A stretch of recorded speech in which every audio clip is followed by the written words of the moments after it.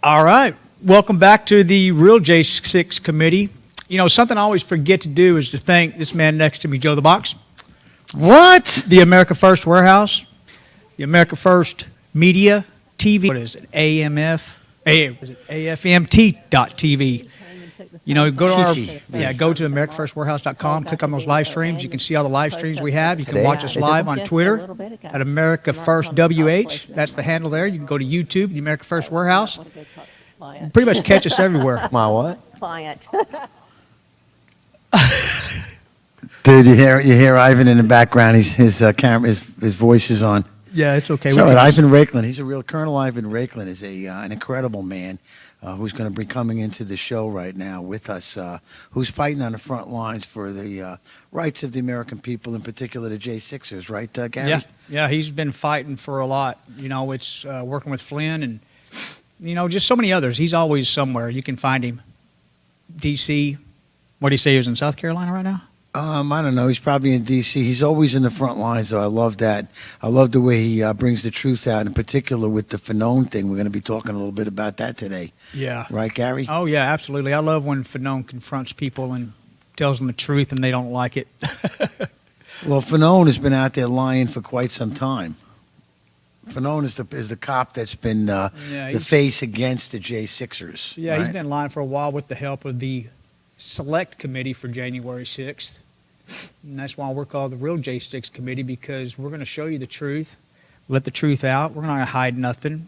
We're not going to build a narrative. We're not going to fake videos like they did. We don't do that. We just show the truth.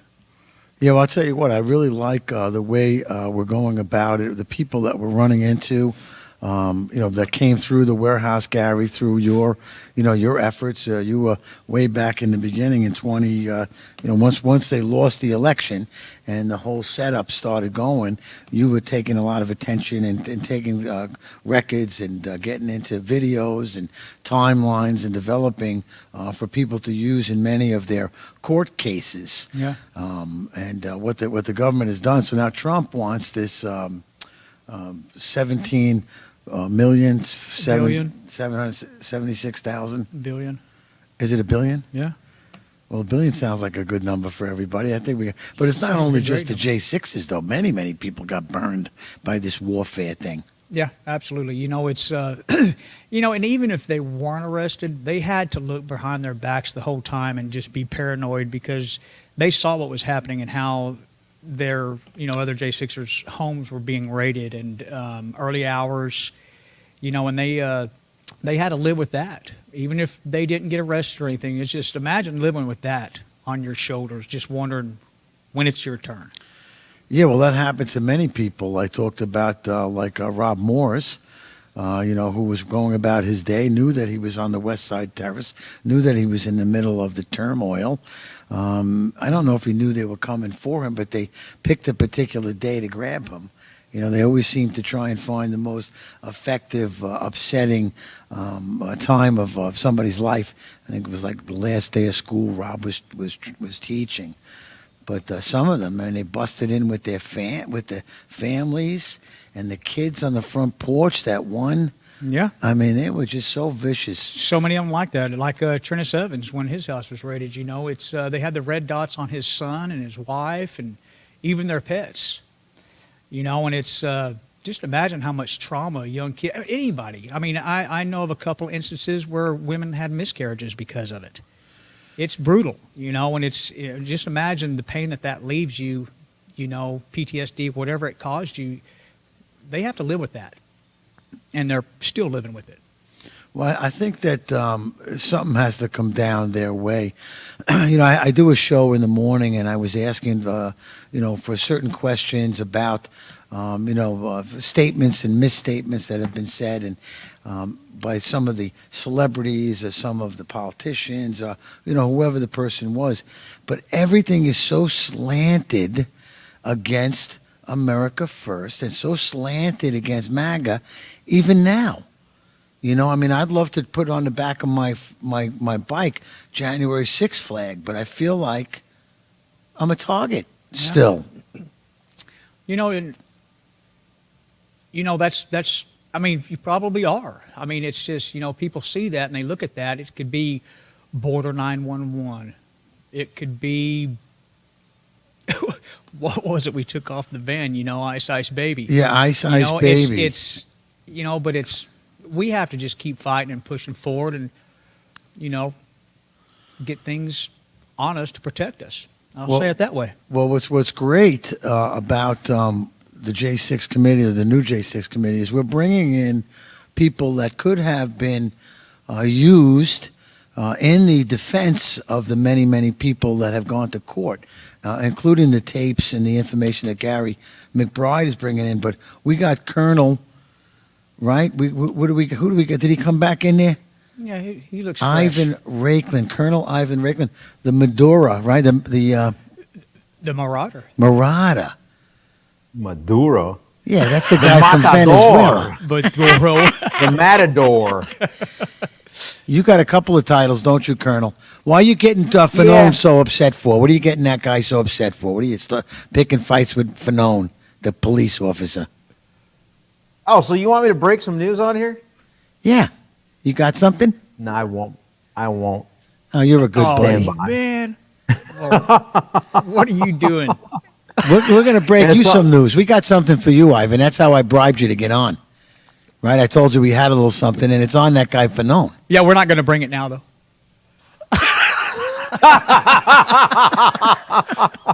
Well, I thought I was going to break some news that Gary was going to release, but apparently that ain't going to work. Well, it could work both ways. Let's go into this. Michael Fanone, why am I getting him so upset? Yeah. I'm getting him upset. Gary knows why.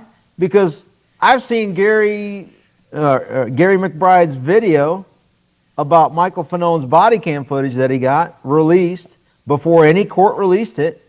And as I watched this 20-something minute video, I thought to myself, Michael Fanone has perjured himself at every step of his life. And that's a problem. And so now I get an opportunity not only to see his body cam footage, especially after I read his book where he talks, that was a payoff, right?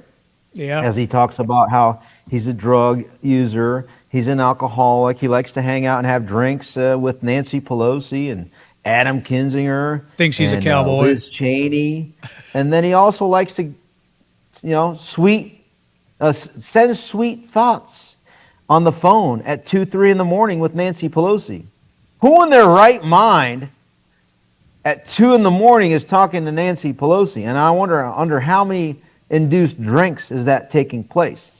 So with that context and knowledge of Michael Fanone, and having engaged with him on several occasions prior to that, once outside of the D.C. Federal District Court with his buddy Dan Hodges, I believe, and then on another occasion where I wanted to invite him and Harry Dunn to lunch while Mr. what's his name? Enrique Tarrio was with me, but Harry Dunn didn't want to have lunch with me. Neither did Michael Fanone. Oh, that was during CPAC. That was during CPAC. Yeah, why don't I go ahead and sit down at one of the times when he was sitting there at a testimony, Michael Fanone, I think testified even, about D.C., and I sit down in one of the hearings in the Rayburn building, and next thing I know, his mother is sitting next to me. That's something I just remember earlier today. And she sits down next to me, and I can't remember exactly how it occurred, but she got angry that I was whispering under my breath that he was an addict or a drug user. And she said, "That's my son." I said, "I'm sorry to hear that, ma'am. But according to his book, he's the one that's the alcoholic, and he's the one that has Tourette's, and he's the one that has been involved in drug use or around people that are constantly using drugs as an undercover." Is that when he couldn't stop telling you were number one, and Dunn had to calm him down, but nobody could really calm him down? No, I'm talking about stuff before that. Got you. So under the context of all that, when he sees me, and I say, "Hey, how you doing, Michael?" He said, "Hey, what's up?" I said, "How you doing, Ivan Raiklan?" And he said, Don't pretend like we're not mortal enemies." I was like, whoa. Is the Tourette's going to kick in, buddy, again like last time? Apparently it's about to, isn't it? And so, yes, obviously his Tourette's kicked in. And then instead of me asking him questions like, "Hey, how come you're a VIP guest for Jackass Smith?" Oh, excuse me. want to keep the language clean here. You're good. Jack Smith's, remember, it was Jack Smith hearing, January 22nd of 2026, 5 years after the Fedsurrection, and 14 days or so, 16 days, who's counting. And Jack Smith invited as his VIP guests Michael Fanone, Daniel Hodges, Harry Dunn, and Akonil O'Connell, names that I didn't know until Mr. Gary McBride told me about those 4 names, okay? So for those that speak ill will of Mr. Gary McBride, I have to refute all those negative statements and say this. Gary's body of work as it relates to the truth and transparency of January 6th far surpasses nearly anybody else. And I'll say it surpasses anybody else when it comes to video analysis of the CCTV footage as it relates to January 6th, whether it's U.S. Capitol Police CCTV footage or Metropolitan Police Department body cam footage. And he was the first one to alert me that this little punk, Michael Fagnone, I think is how it's pronounced, and I may be mistaken on the pronunciation, he was the one that was a complete perjurious liar when it came to testimony before what I call the Nancy Pelosi's beloved Benny Thompson and Mike Pence's beloved Liz Cheney J6 Fedsurrection Cover-Up Committee. That's when right. Michael Fagnone testified. So Hey, thanks Ivan, to Gary. Ivan, real for quick, we got waking me about up. 14 seconds left before commercial. When we come Plenty of back, time. I'd like to maybe talk a little bit about when we first met. We went to a library in Virginia, and we covered up a whole wall of all-day writing. Remember Love that? at first sight is what I It understand. was. Be right back. Most people think they have options when searching for the best deals when they travel. But here's the shocking truth. 100% of the major travel agencies are owned by just 2 entities, Expedia and Booking Holdings. They claim to offer the lowest rates, but due to the hotel rate parity agreement, they all have the same pricing, limiting genuine competition. When you book through these sites, you act as your own travel agent, but the profits are going to organizations that don't support our patriot values. We cannot allow that to continue. So, we decided to make travel great again by starting a US-based travel membership platform, mypatriottravel.com. We are patriots helping patriots. Together, we can disrupt the travel industry by not spending our hard-earned dollars supporting the radical left. For just $29.99 per month, you gain access to true wholesale rates on travel, saving you on average 35% and up to 65%. Book as often as you like, with no limits. Keep your hard-earned dollars in your pocket and spend them on things you need and want to support.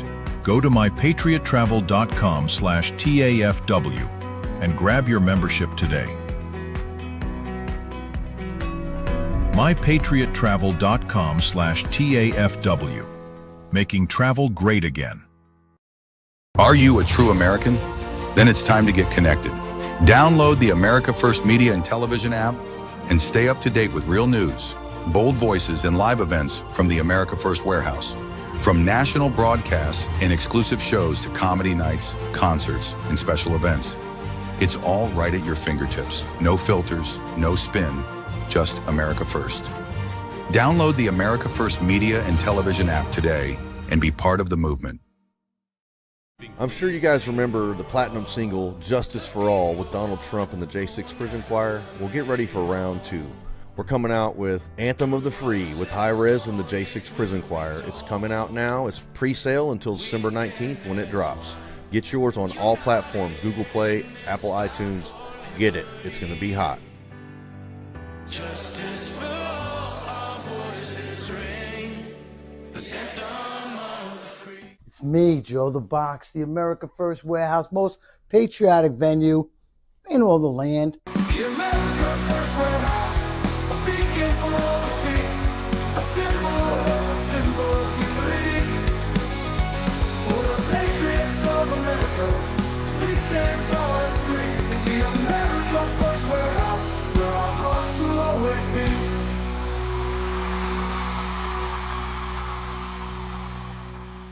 right, we are back. Boom. Joe the Box to my left, Ivan Rakelin out there somewhere in South Carolina.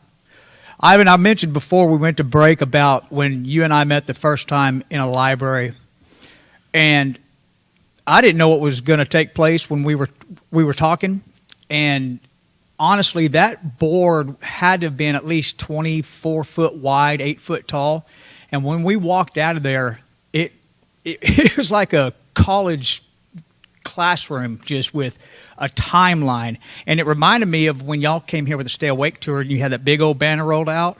It's what I flash back to, that timeline. You know, it's Actually, memories yeah, you know that's coming what? back to That- me. Huh? Yeah, I think so. Let me kind of step back a little bit. So I didn't really know who you were or Tommy was because he was in that room as well. Yeah. And I just kind of took a leap of faith. He was falling there's a lot of asleep. people that, yeah, there's a lot of people that come up to me and tell me things, and I'm like, okay, yeah, there's no evidence to back that up. It's a great theory. You can keep buying into that, but I don't want anything to do with it.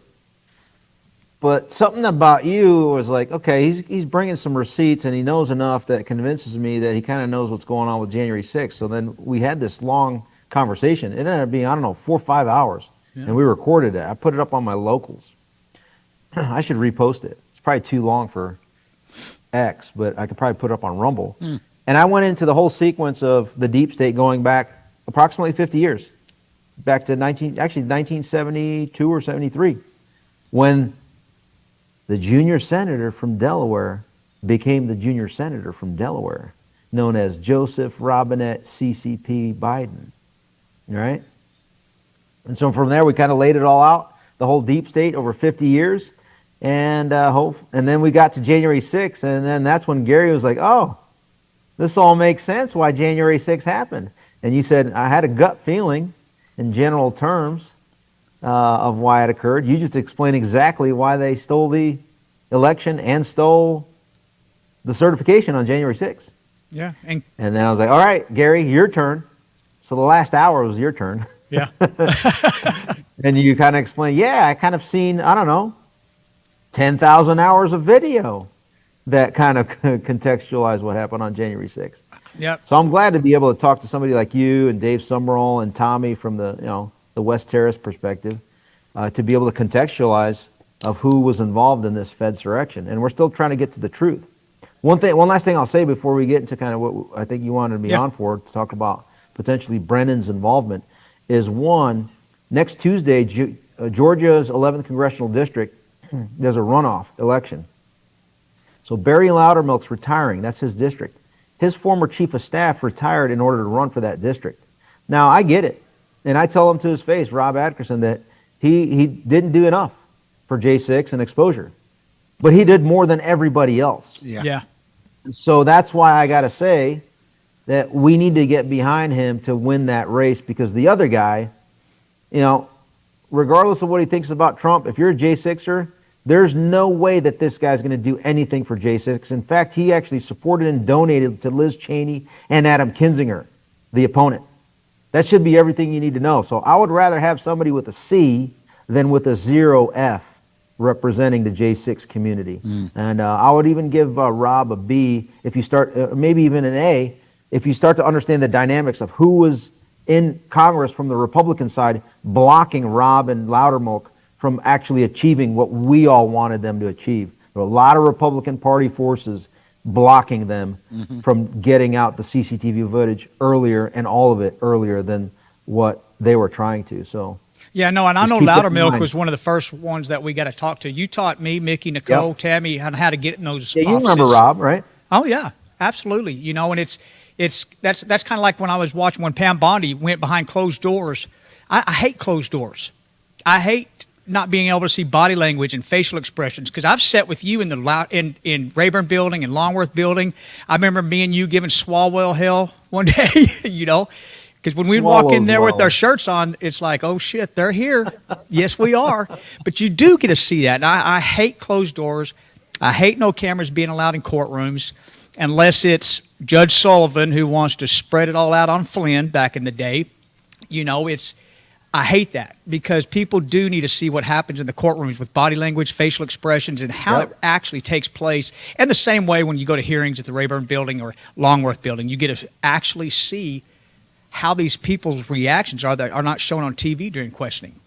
You know, so let's go ahead and start. I'm going to play one video real quick that Joe sent me the other day, and it kind of pinpointed kind of the direction because I've talked to Rudy Giuliani about this Brennan video. I've talked to Peter Tickton, you know, and I know with you being on here, it'll get in front of Flynn because that's what y'all used to do. I laid low and let y'all take it. You know what I mean? So let's, guys upstairs, let's show that video number 1, please. Okay. Video 1. Video 1. I heard a hold on. There we go. So you're saying the date was chosen, or this guy was used for a color revolution. One, tell the audience, what do you mean by that, and who's in charge? Who's in your best thinking, who's driving this color revolution against the people and the sovereignty of the United States?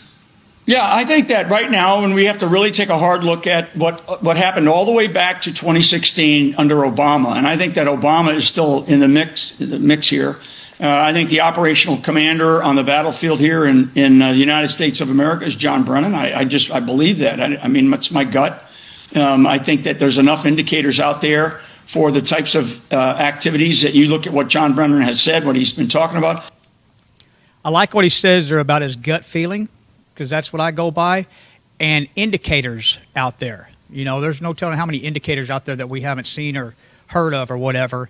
And I'm going to play this next video because this is another indicator. Let's go ahead and play video number 2.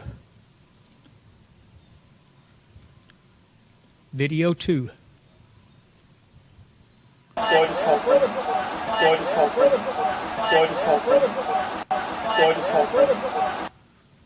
Let's play it one more time with that bottom piece off so we can see it.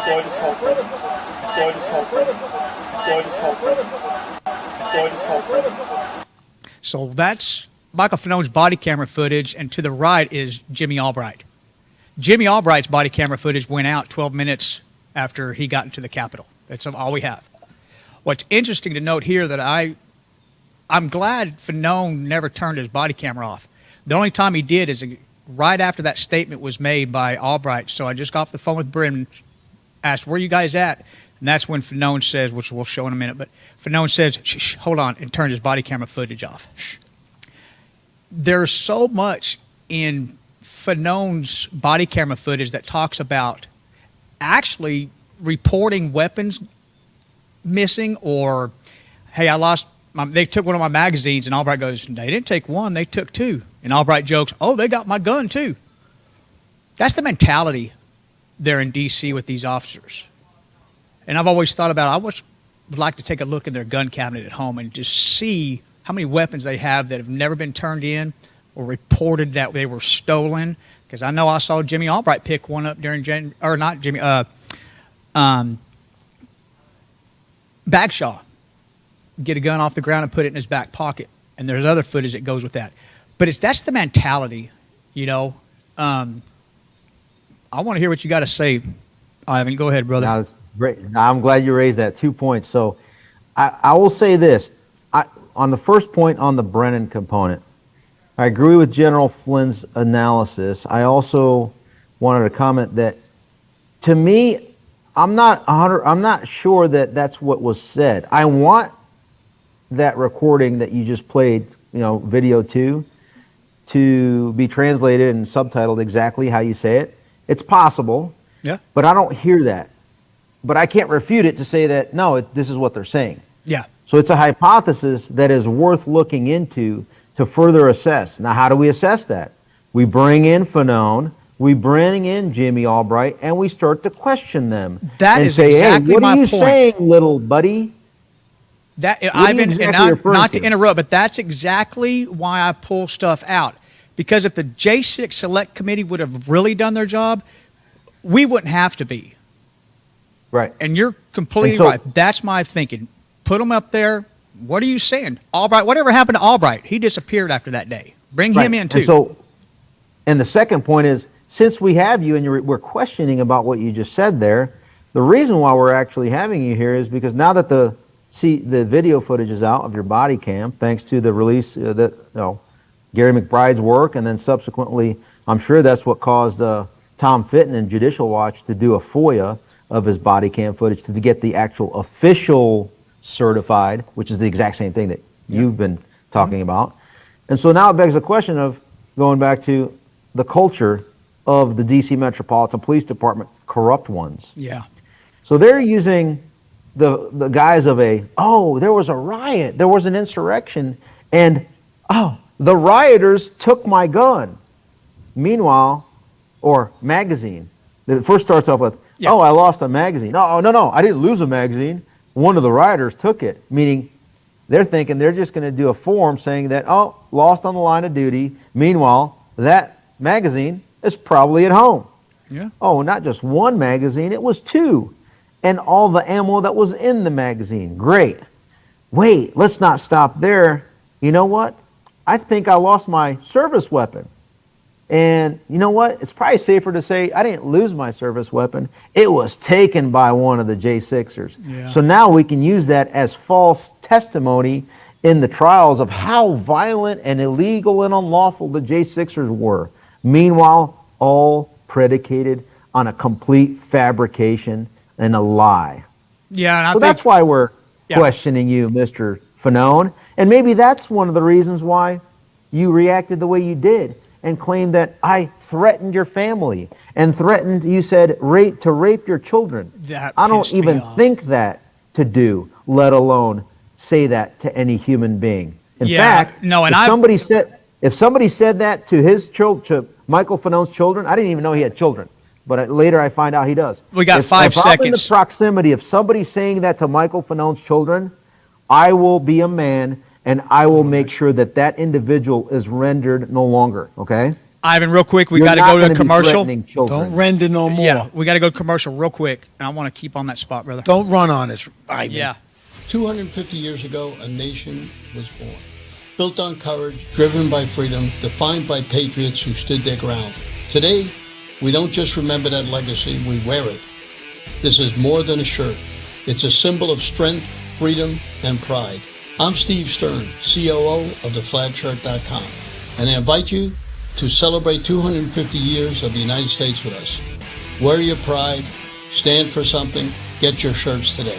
Politics feeling broken? What if you could match with politicians the way you match on a dating app, but based on real values? Meet OpScore from GoUSA, the first ever values-based political matchmaker. Think Match.com for elections that aligns voters with politicians. We score politicians on a nonpartisan scale based on your priorities. Track your politician scores and take our OpScore Challenge survey to match with leaders who align with you at opscore.org. Stop voting blind. Start matching smart. Politicians work for you.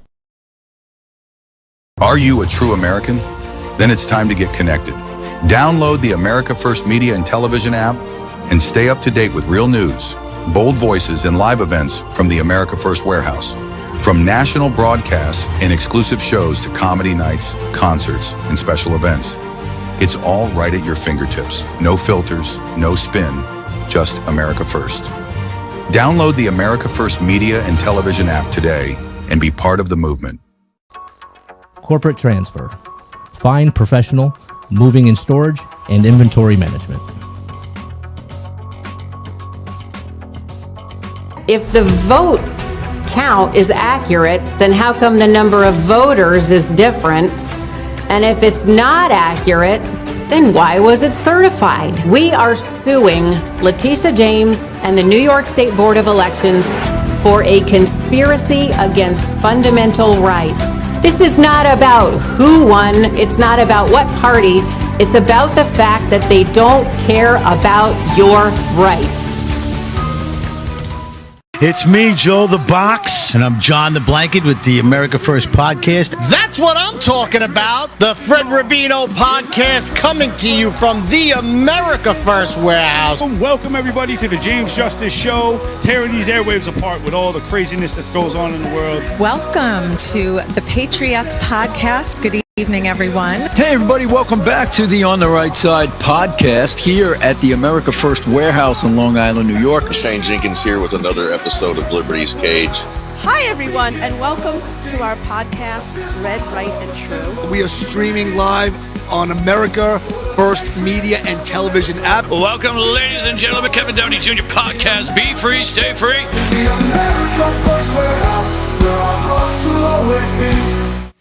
All right, welcome back to the Real J6 Committee with Joe the Box and Ivan Rakelin. And before we went to commercial, Ivan, you remember what you were talking about? Because I already forgot.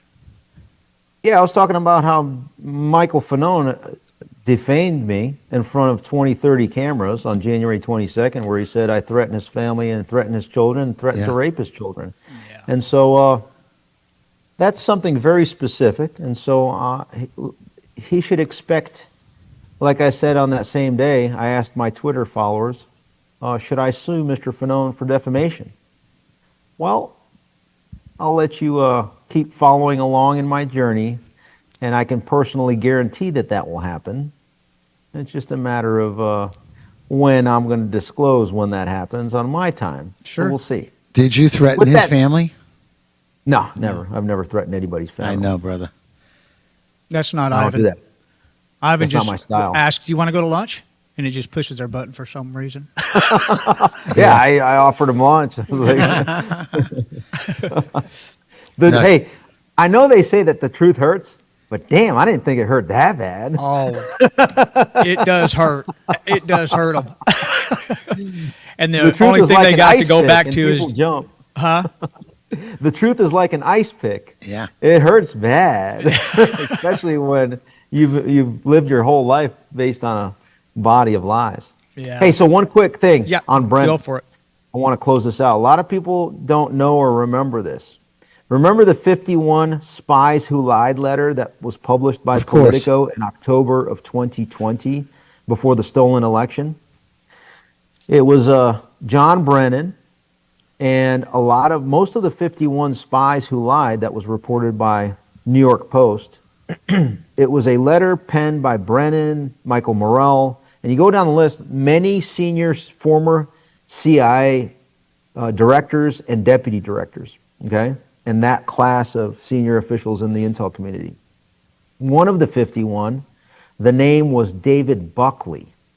So fast forward, back then, David Buckley and John Brennan, David was John Brennan's inspector general.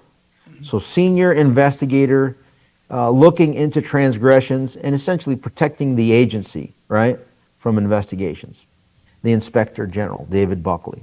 Fast forward to July 23rd or so of 2021, right around there, or 22nd, David Buckley was appointed or designated or hired as the staff director for the J6 Select Committee. John Brennan, senior investigator when he was director of the CIA, becomes the senior officer that decided everything and everybody that would be interviewed for J6 committee, all the investigative path and leads that would be taken on behalf of the deep state for that J6 Select Committee was none other than John Brennan's boy, David Buckley, who was one of the 51 that provided top cover for the Biden criminal syndicate laptop. Yes. You see why they don't like saying my name? Yeah, you know too much. Yes. Keep bringing it. You see it. why Faux News doesn't ever want me on their program? Or Newsvax, the ones that caved on the illegal 2020 election? Well, it's because I call them cucks to their face. Yeah. Wow. You know what I like when you're on the streets? I saw a few times in D.C. I think I took a picture of it on TV and sent it to you. But, you know, when the media is out there, Ivan's coming to talk to the media. Walking straight up to the cameras and talking to the reporters. I love what you do, brother. Yeah, me too, my man. Hey, I'm an proud ice of pick you. has its place, so everywhere. Yeah. I like that approach. So just a little bit of history on you. Were you a TAP officer? Were you one of those lawyers that kept everybody in line when you were serving the country? No, so I was never, although I was trained. I took some training to become a JAG officer. There you go. I was never a JAG, so I never served in that capacity. When I was in the military, started off enlisted infantry, then became an intelligence officer, then became a special forces officer. So I never served as an attorney in uniform. So how did you get your education on the law and constitutional rights and, just your basic understanding of everything? Yeah, that was in my civilian capacity. So my first year I actually did at the most radical, rabid, leftist law school in the country known as CUNY, City University of New York. Wow. And then I quickly realized I made a cultural misalignment mistake by going there. So I decided, you know what, I'm going to transfer out and finish my second and third year at another institution down the road there in Suffolk County in Huntington, known as Truro. Now the campus is down in Central Islip. Right.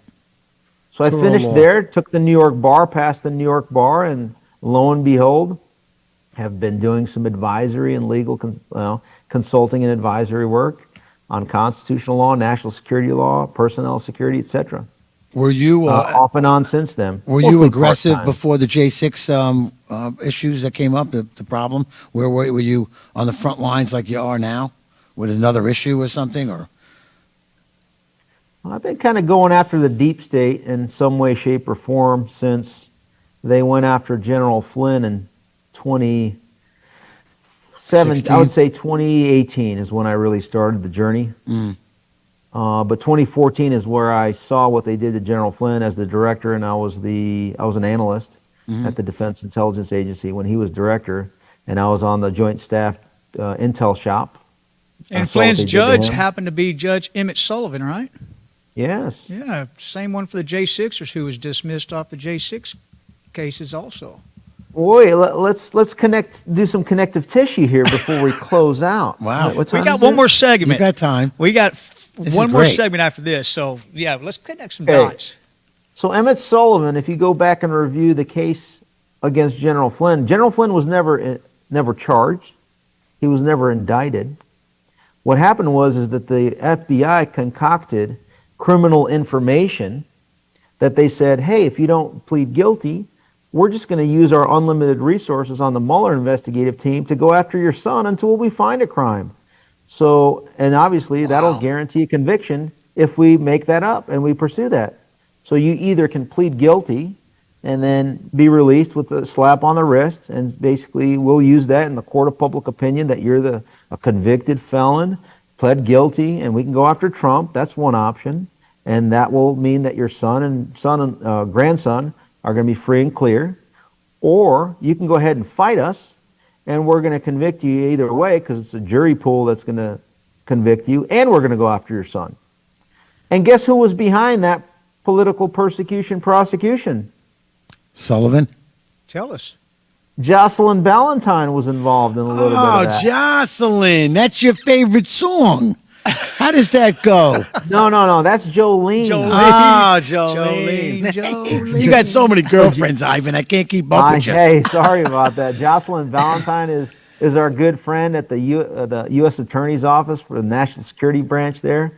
And then Jolene Ann Loria is our good friend at the Department of Justice, 19 years now, deep stating through the DOJ senior ranks in the IT, HR, personnel, and finance control section, if you will. But going back to Jocelyn Ballantyne, she's the one that went after the Proud Boys, okay? Right? Yeah. Now, check this out. The Department of Justice in the Flynn case, AG Barr went ahead and appointed a special overseer, if you will, Jeff Jensen, which was the U.S. Attorney for the Eastern District of Missouri, to see whether or not there was prosecutorial overreach or misapplication of the law in the Flynn case. And when he looked into it, there was clear misdeeds, and so the DOJ dismissed the criminal information, right? It wasn't even an indictment. They basically dismissed it. And that was done after General Flynn and Sidney Powell, under her advisement, He pulled his guilty plea because new information came out, and we're like, yeah, we have enough proof now that no jury is going to be able to convict. So they pulled his guilty plea. And the judge, Emmett Sullivan, after the DOJ dismissed the case against Flynn, refused to dismiss the case. Right. He appointed a special amicus curiae, friend of the court, a Eric Holder buddy, former judge, and he created an article in the Washington Post, Compost, and then used that as filed a brief to use in the appeal. So the judge appealed the decision of the DOJ so that he wouldn't dismiss the case, went up to the Court of Appeals. Court of Appeals told the court to dismiss the case against General Flynn because he had no standing to continue to be, the judge couldn't be the prosecutor, essentially.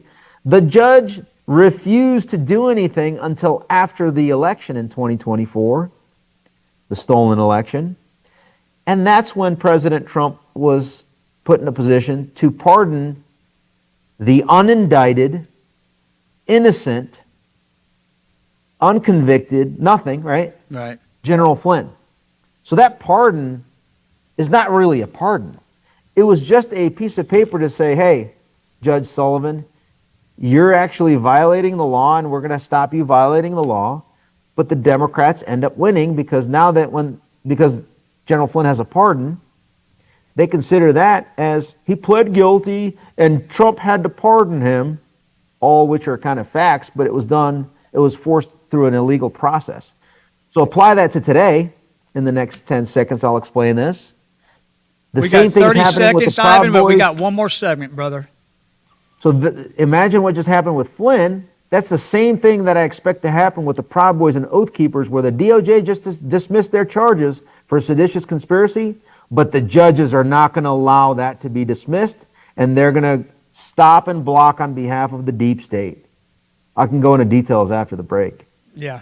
No, that's, it's the judges are just, you go to court in D.C., you're not having a jury of your peers at all. So we'll be right back after this commercial. Me, Joe the Box, the America First Warehouse, most patriotic venue in all the land. The America First Warehouse, a beacon for all to see, a symbol of unity.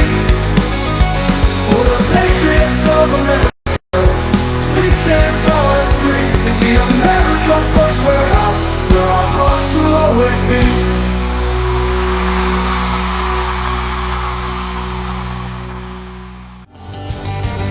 The America First Ultra MAGA Store. For all your MAGA needs. We sell t-shirts, tumblers, flags, hats, sneakers, bumper stickers, and a whole lot more. The most patriotic America First retail store. The America First Ultra MAGA Store. Let's go! Rav family, it's time to stand up and fight back. We have to be tough. Join fellow patriots at the America First Warehouse for AMAC's Boot Camp for Patriots. Yes, sir! An incredible 2-day event designed to teach you how policy gets implemented, how grassroots movements create change, and how you can help shape the future of America. Proud and free and standing tall. On June 19th, don't miss Real America's Voice live on site with a special taping of Live from Studio 6B, The Freedom Truck, live music and barbecue. And on June 20th, it's Vendor Village, followed by AMAC's Boot Camp for Patriots live event. Tickets are limited and going fast. Scan the QR code now and reserve your spot today. 2 days of training, fellowship, and action brought to you by AMAC. Get your tickets now before they're gone.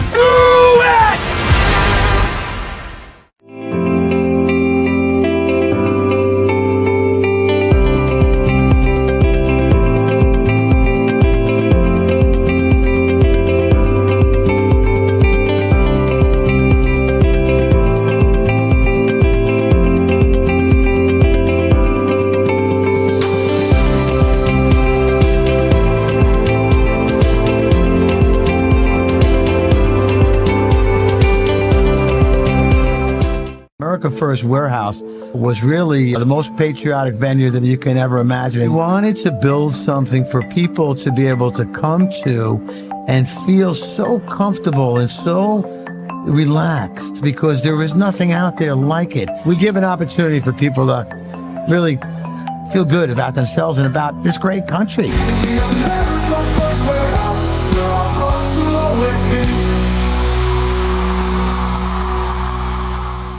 All right, we're back with Ivan Raiklen, Joe the Box. Ivan, keep going. We want Ivan, to hear you're a more. maniac, bro. You're unbelievable. Don't you ever stop? What are you going to church tonight for forgiveness? You need forgiveness? I'm already in church right now. I'm one of the side rooms. I'm actually, just as a little quick aside, election night watch party for Mark Lynch, June 9th, which is right now. Burnsview Baptist Church, 6 p.m. until whenever. And we're taking out Lindsey Graham, folks, with Mark Lynch. That's pretty incredible. But didn't Trump support Lindsey again? Didn't he give him like the nod? He has no option. Look at it this way. If Donald Trump doesn't support Lindsey Graham, U.S. Senator, chair of the Budget Committee in the Senate, who's been there for 25 years or so, and he doesn't support Lindsey Graham then instead of undermining and stabbing Donald Trump in the back behind the scenes, he would then not only stab Donald Trump behind the scenes, but he would also do it publicly. I would expect a non-endorsement by Trump of Lindsey Graham for Lindsey Graham to actually impeach Donald Trump and convict him with his fellow Republicans in the Senate. So that's why I think that's kind of where Donald Trump's at. He has to endorse the incumbent Lindsey Graham so that he's not removed from office. So he's kind of like locked in. And we're just trying to help free Donald Trump so he can actually promote his America First values, principles, and what he campaigned on by putting in Mark Lynch. Mark Lynch is he voted for Donald Trump 3 times in the primary, 3 times in the general, supported him. But South Carolinians understand the dynamics of why Donald Trump has to endorse the guy that gets booed off stage for 7 minutes when Donald Trump came to help him out. And now we have a legitimate candidate that is a very successful businessman, very successful. I mean, I've been with him since Thursday. I mean, Gary, you know me. I always act like I'm the smartest guy in the room and almost nobody impresses me. This guy freaking impresses me. Wow. On all aspects, from his faith, how he treats his family. I've spoken to his 2 children, his 4 grandchildren, his workers. He's got over 100 employees at his furniture store. 110 employees. Every single one of them. It's crazy how much they respect and love him. He's got he's a businessman, and he's not getting funded by the GOP, of course, because the GOP is going to give all their money to Lindsey. He's fully self-funded, practically. Not a single penny from foreign interest, foreign dollars, foreign PACs, domestic PACs. I'm noticing unowned. a lot of America First candidates are not getting the nod from the GOP, because we're putting a few up against the GOP here in New York on the 23rd. Who fund themselves. In District 3 and 4, we're putting up Air Force veteran, and who was our veteran today we had on there too?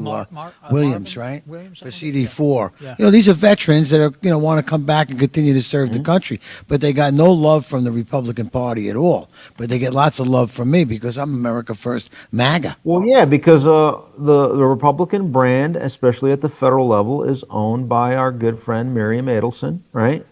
And her aligned friends like Paul Singer and AIPAC, obviously. And so that's kind of where we're at. Do you feel that the MAGA movement is getting stronger, though, Ivan?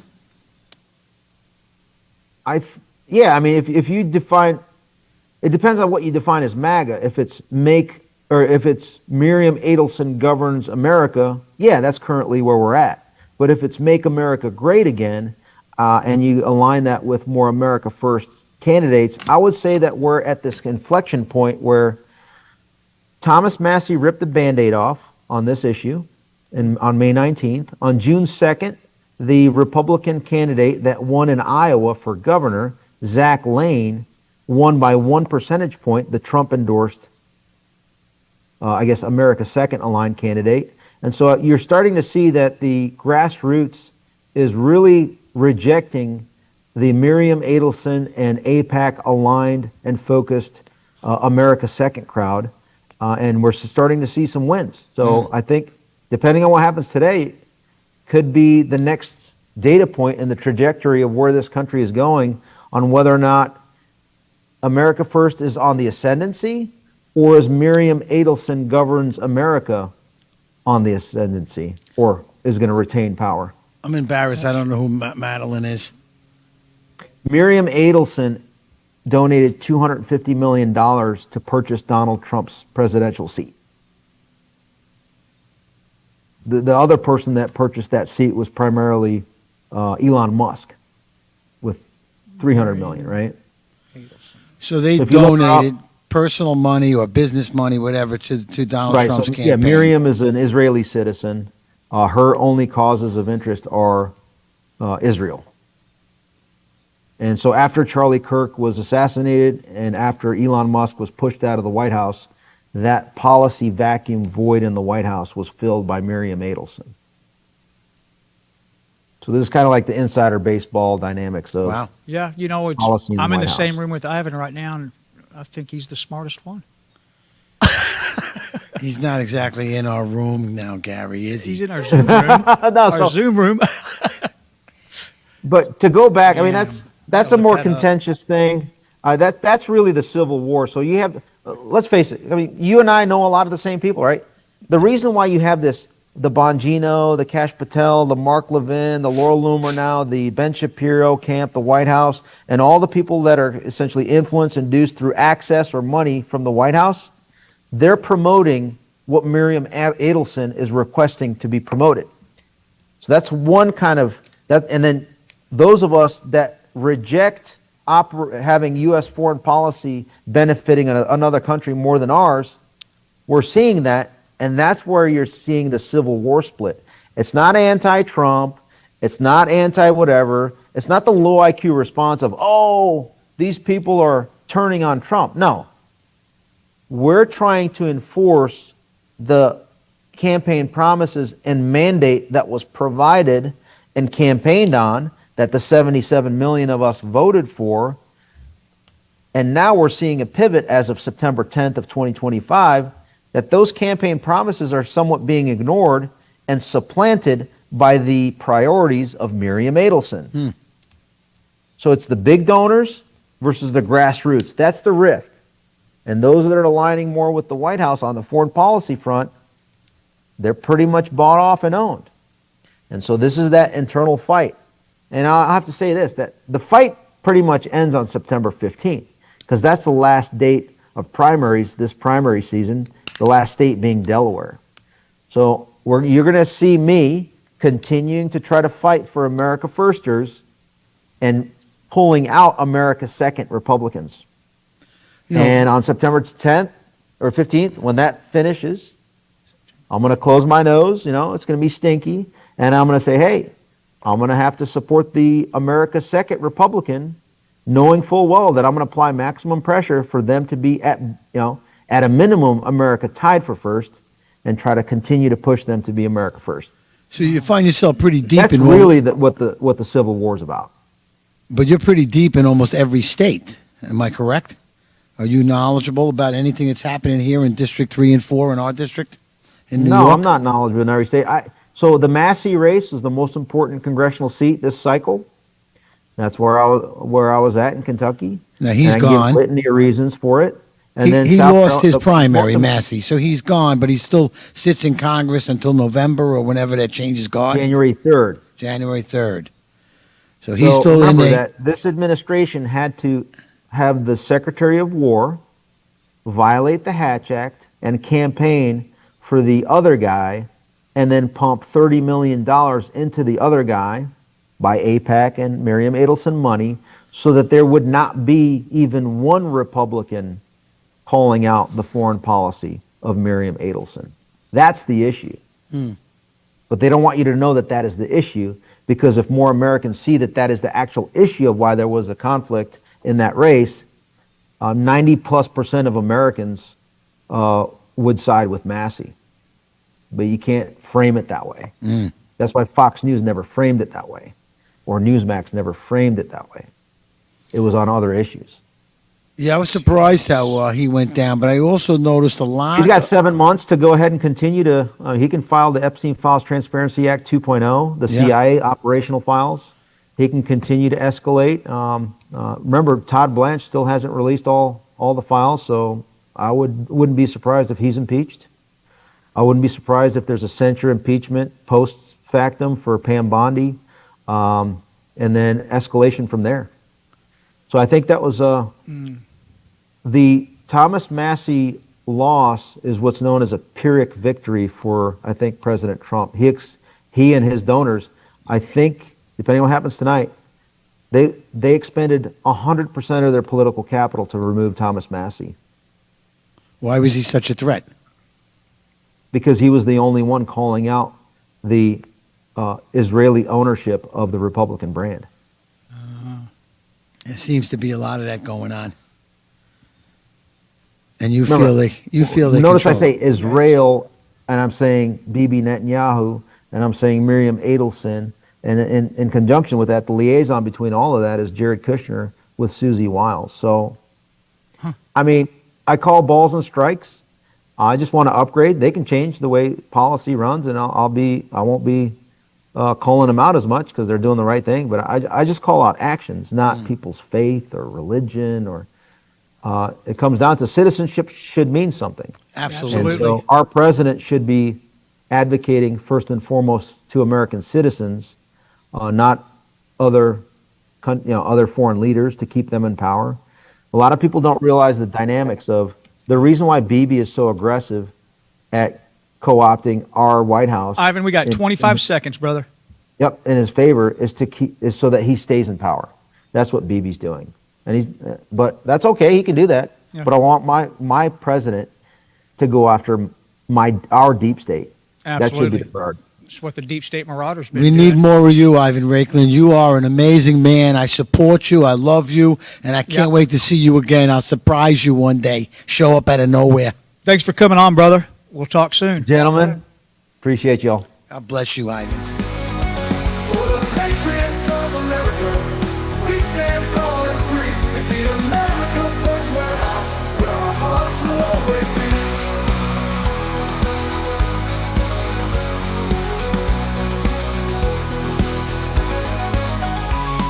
America First Warehouse, a beacon for all to see, a symbol of hope.